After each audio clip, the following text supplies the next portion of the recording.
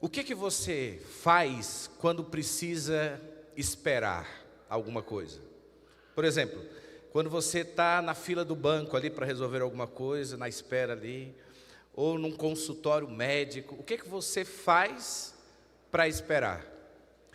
Eu vou dizer algumas coisas que eu faço. Eu levo um livro, leio um pouco do livro. Eu tenho 2 jogos no meu celular que eu gosto muito. Um é um caça-palavras. Gosto de preencher ali os caça-palavras. Gosto também do jogo da paciência, né? Tem hora que a gente perde a paciência com aquele jogo. O que você faz quando precisa esperar? Eu gostaria de ouvir de alguns de vocês aí. E de quem está aí nos acompanhando no site aí, coloque aí no chat o que é que você faz quando precisa esperar. O que é que você faz quando precisa esperar? Você lê um livro, vai sobre ele, lê um livro. Tá bom, isso é intelectual. Responda as mensagens, né? Que mais? Ninguém faz nada? Diga lá, irmã. Joga. Tá certo, né? Fica no celular, né, Beth? Acho que todo mundo fica no celular, né? Respondendo, pesquisando, vendo a vinda do povo, né? Só assim, né? Arrastando para cima a tela. E na nossa vida espiritual? Como eu disse, eu estou há 35 anos batizado nesta igreja. Eu sei que tem gente aqui que tem mais tempo que eu de batismo. E todo esse tempo nós estamos aguardando Jesus voltar. Mas uma coisa que eu quero dizer para você, Ele está mais perto de voltar agora. Eu vi uma frase essa final de ano que eu já conhecia uma parecida, mas eu gostei da forma como escreveram. Estava assim, 1 ano a menos para a eternidade. Eu achei isso extraordinário. 1 ano a menos para a eternidade. Porque cremos que o Senhor Jesus está? E é isso mesmo, eu quero convidar você a abrir a Bíblia comigo. Você que está aí nos acompanhando de casa, no seu carro. Talvez quem está no carro não vai poder abrir a Bíblia, mas quem está em casa, abra a sua Bíblia comigo. Lá em Romanos, a carta de Paulo aos Romanos. Paulo é interessante a forma como Paulo escreve aqui na carta aos Romanos. Aqui ele escreve da seguinte maneira: do capítulo 1 até o capítulo 11, ele nos dá a maneira como Jesus, como Deus faz para poder salvar o ser humano. É a parte doutrinária do livro, da carta aos Romanos. Paulo vai explicando, vai nos exemplificando como é a vida do cristão, o que nós fazemos para sermos salvos. E ele diz que o justo é salvo pela fé. Do capítulo 12 até o final, no capítulo 16, Paulo ele vai apresentar aqui as instruções práticas de como nós podemos viver a vida cristã.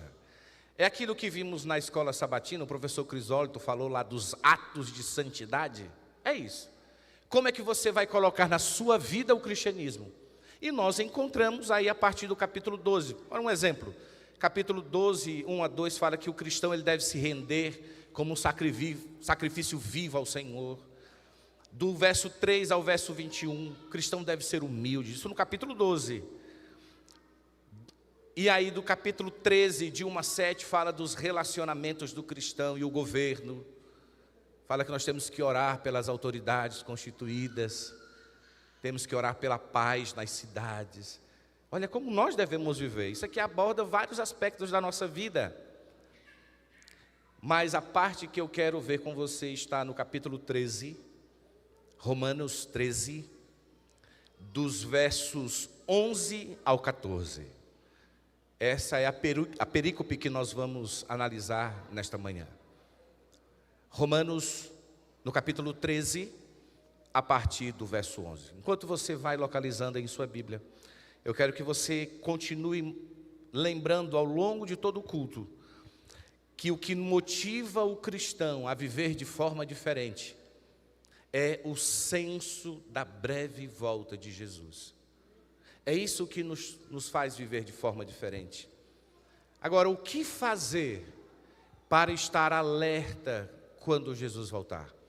Porque nós não sabemos o dia que Jesus vai voltar. Você sabe o dia? Alguém tem essa revelação aí? É falsa essa revelação, viu? Porque o Senhor Jesus disse que o dia e a hora, ninguém sabe, a não ser o Pai. Ele sabe o dia e a hora. E eu gosto muito daquele hino dos Arautos do Rei,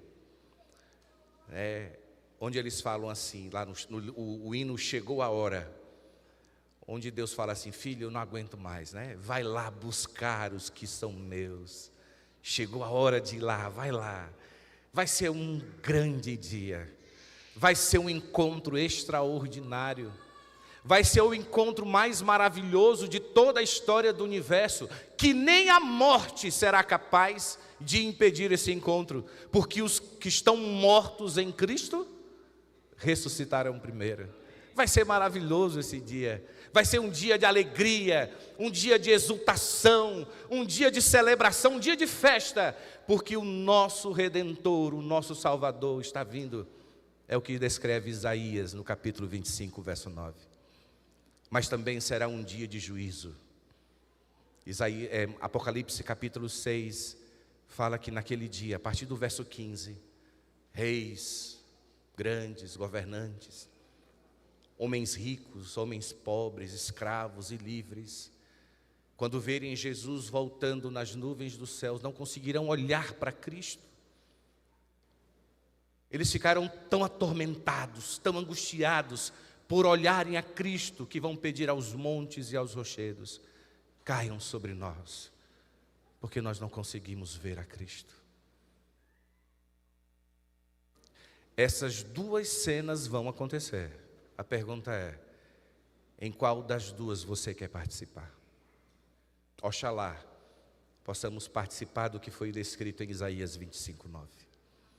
E Paulo aqui em Romanos, no capítulo 13, a partir do verso 11, ele vai nos explicar, vai chamar a nossa atenção para esse assunto que é tão importante para a vida do cristão. E aqui nós encontramos assim, está projetado aí na tela, e você pode acompanhar aí conosco. Diz assim: e digo isto a vós outros que conheceis o tempo. Que conheceis o tempo. Já é hora de vos despertardes o sono, porque a nossa salvação está agora mais perto do que quando no princípio cremos. Sabe, enquanto nós esperamos Jesus voltar, nós precisamos conhecer o tempo. Lá em 1 Crônicas, no capítulo 12 e o verso 32, fala de uma tribo, né? A tribo de Sacar. E lá é descrito que eles eram conhecedores do tempo. Eram homens sábios, que observavam as coisas, analisavam as situações. E o contexto ali era na introdução de Davi como rei em Israel. E eles perceberam que Deus estava com Davi e apoiaram ao rei Davi. Nós temos que ser conhecedores do tempo. E na Bíblia há dois conceitos de tempo. Esse tempo que é marcado pelo relógio, ali eu estou olhando o relógio da igreja, são 11 horas e 2 minutos. Esse é o tempo Cronos. Cronos é esse tempo marcado pela divisão de horas, minutos, segundos, né? O irmão que cantou conosco aqui, como é que é teu nome? O Emerson disse, né, olhando para a sobrinha: peguei essa menina no colo. O que aconteceu, né? Será que é velhice? Eu falei: é verdade, é velhice mesmo. O tempo passa. O tempo passa. Há pouco tempo não, 18 anos eu estava recebendo a Maria Luísa nos meus braços. E 2 anos depois, né, hoje já fazem 16 anos, eu estava recebendo a Maria Laura nos meus braços. E há 12 anos, eu estava recebendo a Amanda nos braços. Você imagina, né? Amandinha. Há quanto tempo, veja, o tempo vai passando. E todas as manhãs, quando a gente se olha no espelho, você vê que o tempo passa, né? As rugas aparecem, o cabelo cai, as coisas acontecem. Esse é o tempo Cronos. Mas há um outro conceito na Bíblia do tempo, que é o tempo kairos. Esse termo em grego quer dizer, é um tempo que não se mede. Você não tem como marcar esse tempo. Esse tempo, os teólogos associam ao tempo de Deus. É o momento oportuno. E eu gosto de fazer conexão com esse tempo. 2 versos, se você puder marcar aí Romanos, deixa marcadinho. Mas vá comigo lá para Hebreus, no capítulo 4 e o verso 7. Para você entender o que é o kairos. Hebreus 4 e o verso 7. Esse verso é tão importante que ele se repete na Bíblia 3 vezes, viu? Você consegue projetar também esse texto aí? Por favor, projeta aí para nós. Diz assim a Bíblia: hoje, se ouvirdes a sua voz, não endureçais o vosso. Esse é o kairos de Deus. Qual é o dia que Deus quer nos salvar? É hoje. Esse é o kairos. Agora, se uma pessoa está ouvindo de Jesus amanhã vai ser o quê? O kairos, a oportunidade dele é ouvir a salvação. E que momento é o kairos? Você não tem como marcar. Tem pessoas, por exemplo, tem mulheres que oram pela conversão do seu esposo 10, 20, 30 anos. Aí você pergunta, mas esse homem levou todo esse tempo para conhecer de Deus? Não, ele ouviu Deus. Ele ouviu sobre o Evangelho. Ele ouviu sobre a salvação. Mas o momento da salvação foi naquele dia em que ele disse, eu quero aceitar a Jesus. Você lembra do kairos de Deus na sua vida? Associado a esse verso, eu gosto também de ler lá 2 Coríntios, no capítulo 6 e o verso 2. Aí eles se completam. 2 Coríntios 6, verso 2. Lá em Hebreus 4, diz, hoje, né? Hoje, se ouvirdes a sua voz, não endureçais o vosso coração. Mas aqui em 2 Coríntios 6, e o verso 2 diz assim, eu te ouvi no tempo da oportunidade, e te socorri no dia da salvação. Eis agora o dia da salvação. Que dia é esse? É o kairos de Deus, é o momento oportuno para Deus salvar você. E quem sabe, hoje seja o tempo de Deus salvar você. Na realidade, todo dia é dia de sermos salvos. É dia de entregarmos a nossa vida ao Senhor. É por isso que o texto lá de Romanos diz assim, digo-vos a vós outros que conheceis o tempo. Ei, você está olhando só para o calendário? Você está vendo apenas mudar um calendário de 2024 para 2025? Ou você está observando que o tempo para a vinda de Cristo está mais perto agora? Porque é isso que Paulo fala aqui. O restante do verso diz, já é hora. Já é hora. Esse conceito da hora, né?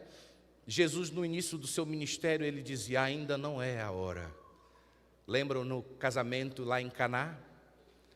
Faltou o vinho, Maria chegou para acabou o vinho, Jesus. Eles estão precisando da nossa ajuda, da sua ajuda, faz alguma coisa. O que Jesus disse para ela? Mulher, ainda não é a minha hora.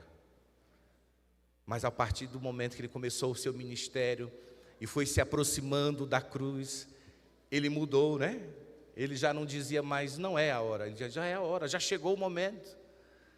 Ei, já chegou a hora, Jesus está às portas. E quem sabe esse ano Jesus vai voltar para nós. Ninguém falou amém, misericórdia. Vou repetir, porque vocês estavam pensando em olhar no espelho e ver as rugas. Vou repetir. Ei, quem sabe é esse o ano que Jesus vai voltar. Oh, aleluia, Senhor. É o dia. Agora você sabe que dia vai ser? Desse ano de 2025? Qual dos 360? Agora não são mais 365, né? Já perdemos aí 4 para trás. Já. Você não sabe. E junto com não sabermos o dia em que Jesus vem, nós não sabemos o dia que poderemos morrer. Mas eu quero lhe dizer, a morte não é problema para aqueles que estão.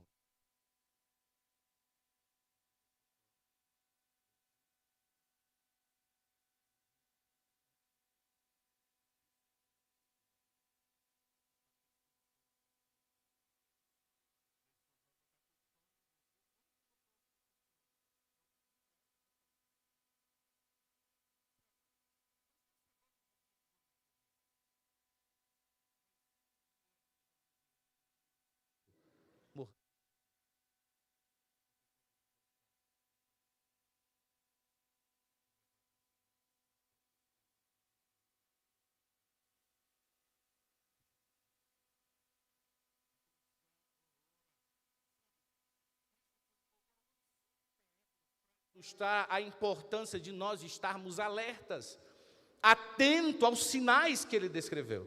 Você tem ali a parábola do porteiro, a parábola do pai de família, a parábola do servo bom e mau e do mal, a parábola das 10 virgens, a parábola do grande julgamento. Todas estas parábolas, o rei, o noivo, ele vem prestar conta com o seu povo. Ele vem. E ele encontra os seus, a quem ele convida, a quem ele chama para entrar no seu descanso, até a alegria, aqueles que estavam alertas.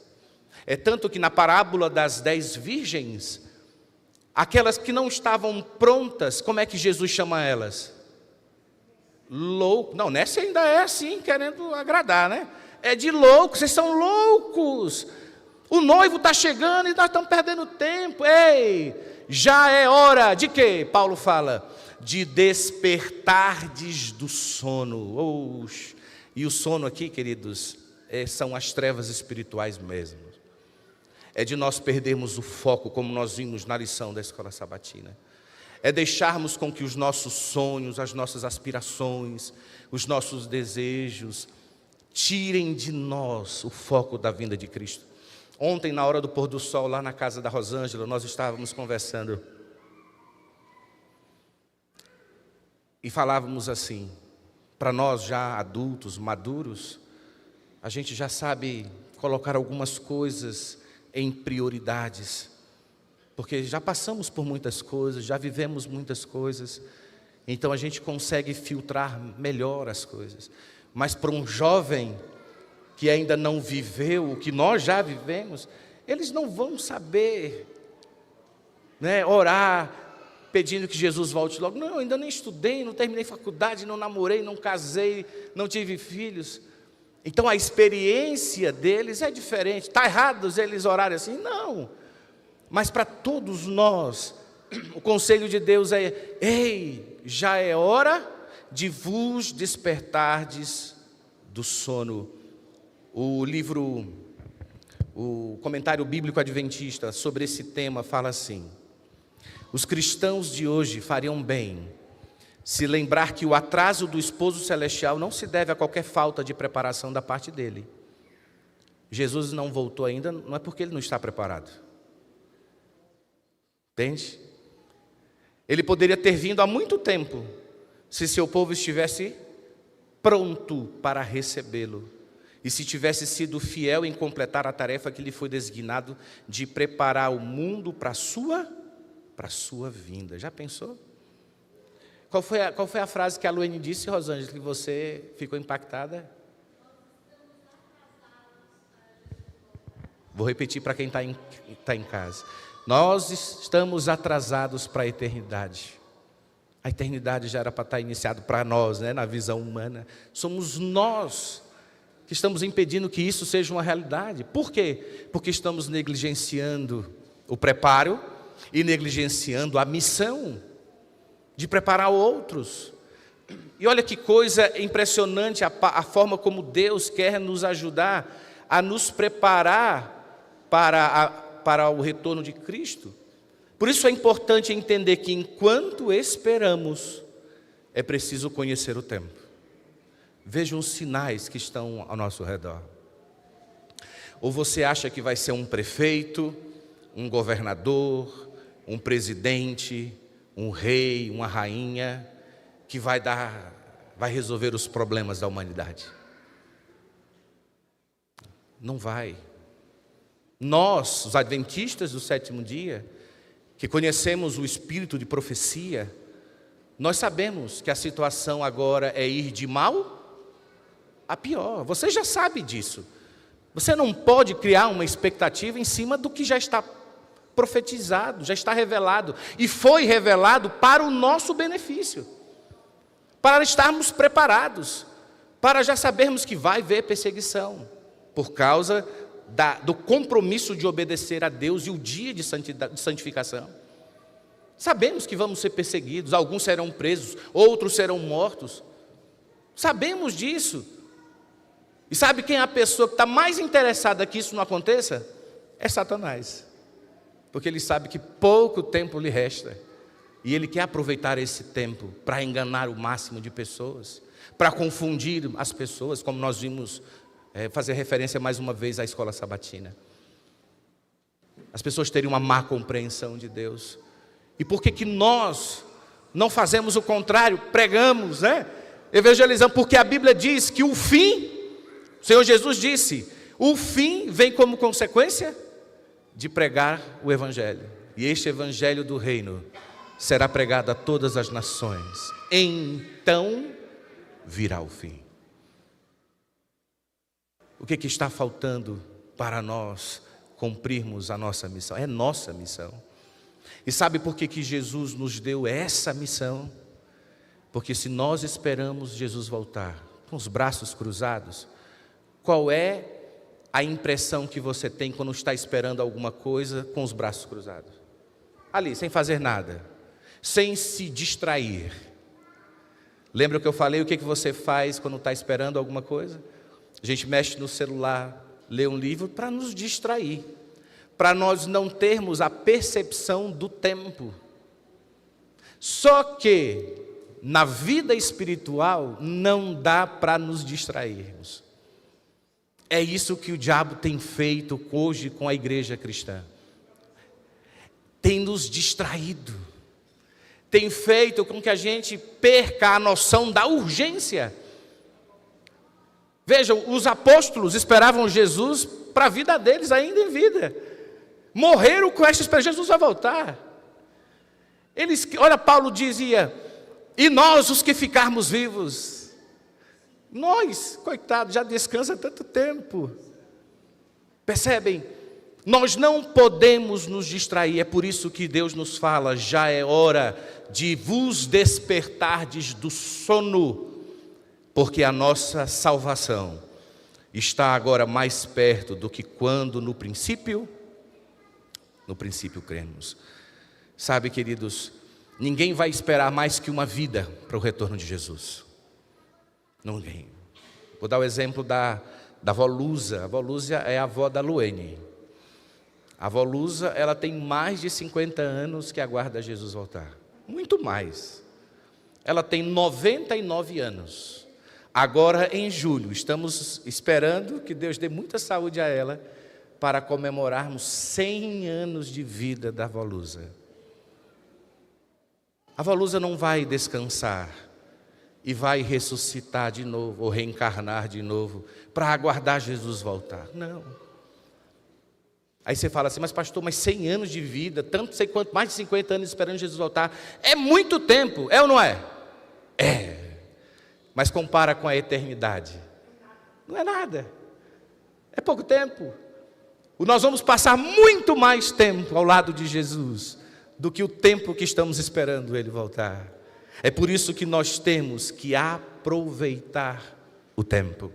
No livro Mensagens aos Jovens, na página 18, Ellen White diz aos jovens da igreja, mas também eu quero usar a todos nós, os adultos, os idosos, as crianças. Ela diz assim, nesta vida estamos a preparar-nos para a eternidade.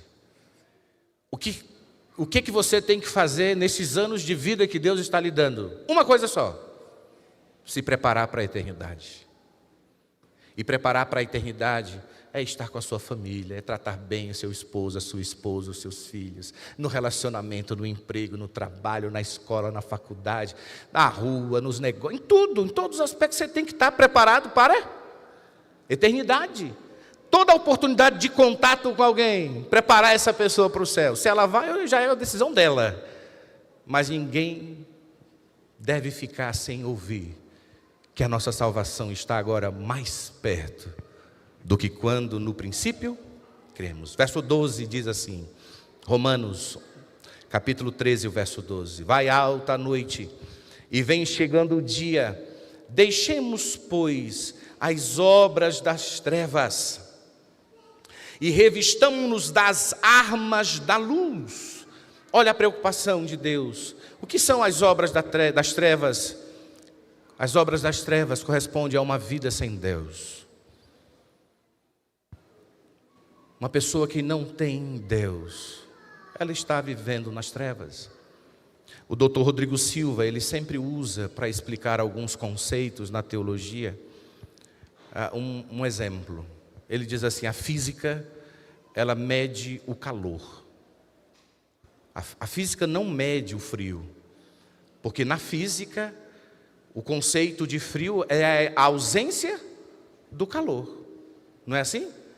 Da mesma forma, a física estuda a luz. As ondas, a força, o calor, a intensidade, né? Você sabe que a luz é dividida em várias partes. A física estuda a luz. Mas quando não tem luz, aparece o quê? Trevas. Na vida espiritual do mesmo jeito. Uma vida sem Deus, que é amor, que é a paz, que é a bondade, que é a justiça, é uma pessoa que vive em trevas. E Paulo fala aos Gálatas, no capítulo 5, do 19 a 21, algumas práticas das obras da carne. Isso é sério. Ele fala assim: devemos nos revestir das armas da luz, devemos usar outro tipo de vestes. E olha como essas obras são descritas no verso 13: andemos dignamente como em pleno dia, não em orgias e bebedices, não em impudicícias e dissoluções, não em contendas e ciúmes.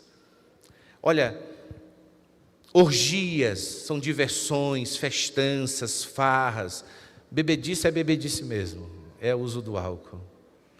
Tanto essas festas, orgias, você já sabe que lá já leva para o lado da imoralidade sexual. A pessoa perde a consciência de si, a consciência do momento em que está vivendo. Ele fala da impudicícias, é a devassidão, a imoralidade, dissoluções, sensualidade, libertinagem, indecência, em contendas, brigas e ciúmes, inveja. Isso não deve fazer parte da vida do cristão. Por que a igreja orienta aos membros a vivermos em santidade moral, sexual?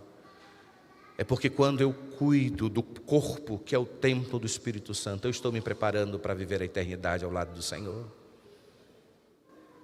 Quando eu uso com sabedoria os meus talentos, os meus tesouros, o meu tempo, eu estou me preparando para a eternidade, eu não estou perdendo o foco. Tudo isso é um alinhamento de foco.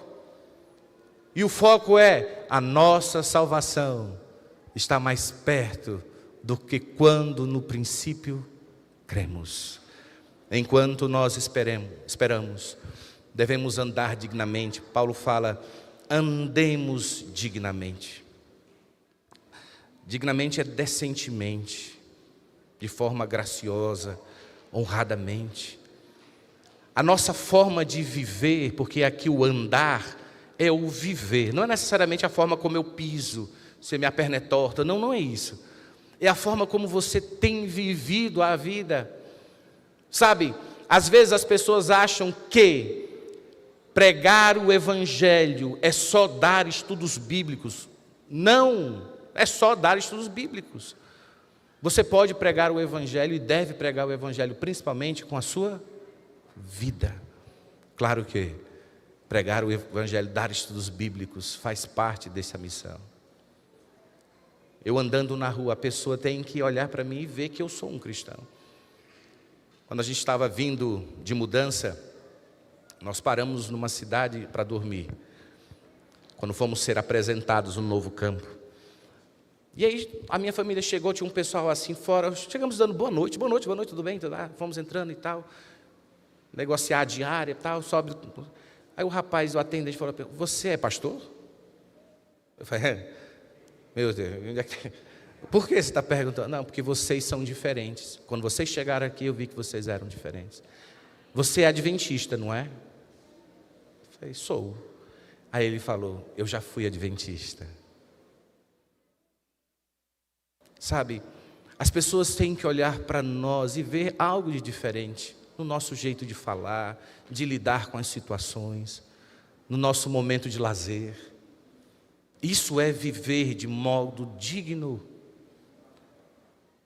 E assim, Paulo diz que enquanto esperamos, devemos nos revestir de Cristo. Verso 14, para finalizarmos, diz assim: mas revestivos do Senhor Jesus Cristo, e nada disponhais para a carne no tocante às suas concupiscências. Revestir de Cristo.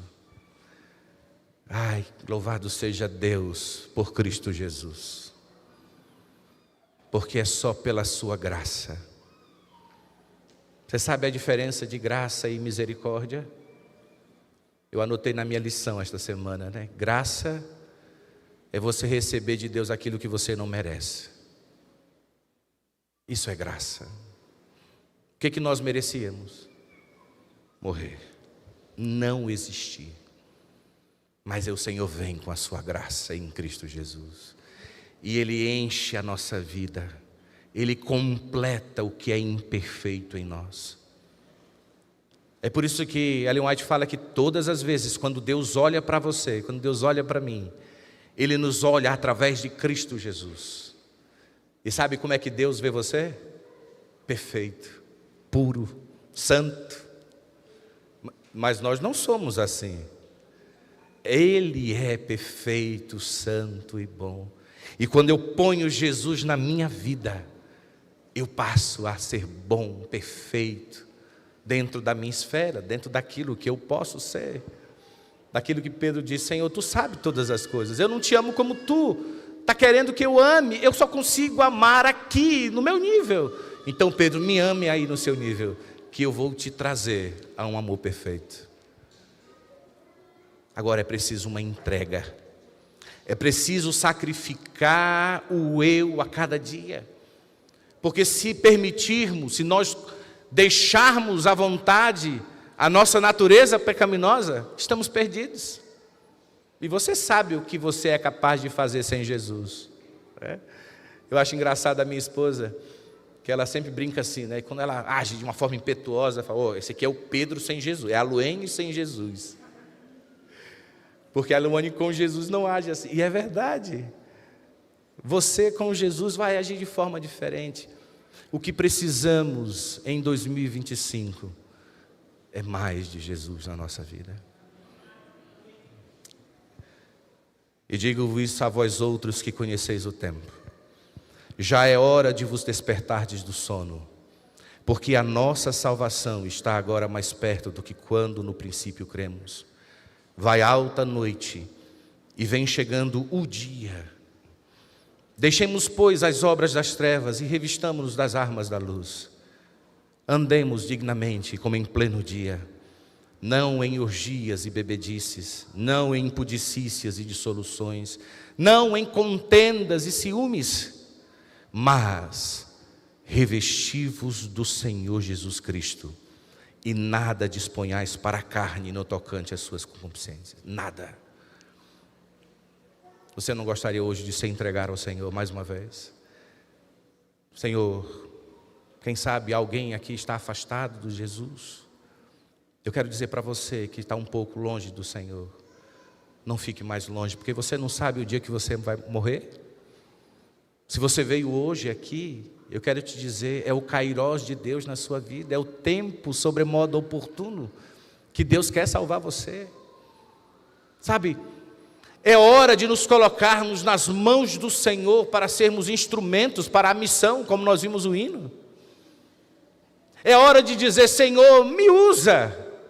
Eu não sou perfeito, eu tenho falhas, limitações, mas Senhor, eu me coloco ao Teu dispor, para que através da minha vida eu alcance pelo menos um para Jesus em 2025. Aqui na nave da igreja nós somos aí, o que, professor Burilo? Umas 60 pessoas? Talvez um pouco mais até. Quem está nos acompanhando, eu não sei como é que está a transmissão, quantos pontos estão conectados hoje ao culto. Imagina se você, neste ano, ganhar uma pessoa para Jesus. Já não seremos só 60, seremos 120.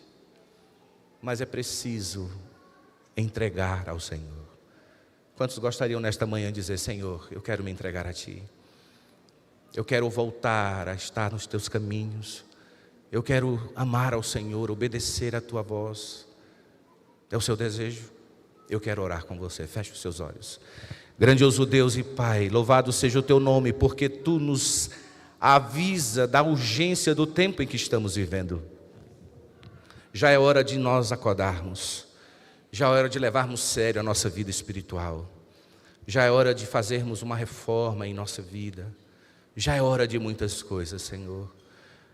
Por isso Paulo nos ajuda a entender que toda esta mudança só vai acontecer quando nos revestirmos de Cristo Jesus.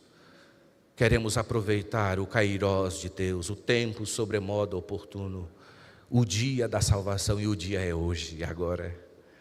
Hoje é o momento que o Senhor quer nos salvar, quer perdoar os nossos pecados, quer nos purificar, quer nos restaurar, quer nos dar uma segunda chance.